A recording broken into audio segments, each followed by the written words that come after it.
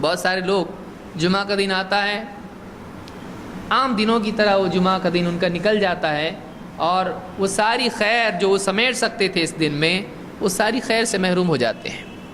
تو جمعہ کے دن کے لیے ہمارے پاس لسٹ آف ٹو ڈوز ہونا چاہیے۔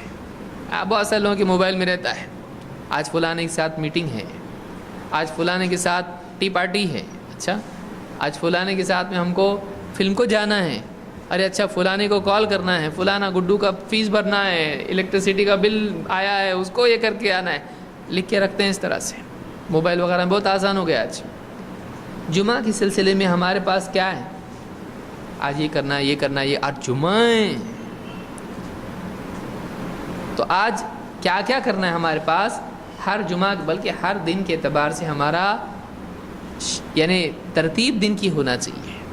آج مجھ کو صبح اٹھا، آج صبح فجر سے پہلے جلدی فجر کے لیے جانا، تہجد سے شروع ہو، پھر اس کے بعد مجھ کو اتنا قرآن پڑھنا ہے، پھر اس کے بعد میں مجھ کو کوئی دینی کتاب پڑھنا ہے، کوئی درس سننا ہے، پھر فلاں کو فون کر کے ان سے مسائل پوچھنا ہے علماء سے، پھر یہ کرنا ہے، نہانا دھونا کھانا پینا جو بھی چیزیں ہوتی ہیں ترتیب، اس کے دن بھر کی ترتیب ہونا چاہیے۔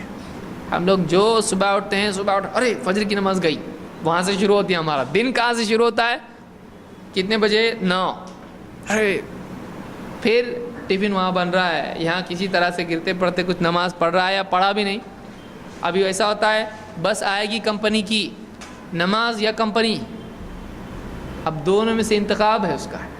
جانے دے، اللہ معاف کرنے والا ہے، باس معاف نہیں کرتا، باس جاب سے نکال دے گا لیکن اللہ اسلام سے تھوڑی نکالتا۔ ہم نہیں چلیں گے تو کون چلے گا پھر اسلام پہ؟ ٹھیک ہے، آدمی اس طرح سے لاپرواہی برتتا رہتا ہے۔ ہمارا دن بھر کا ایک شیڈول ہونا چاہیے، تو اسی طرح سے خاص طور سے جمعہ کے دن بھی ہماری ایک ترتیب ہونا چاہیے۔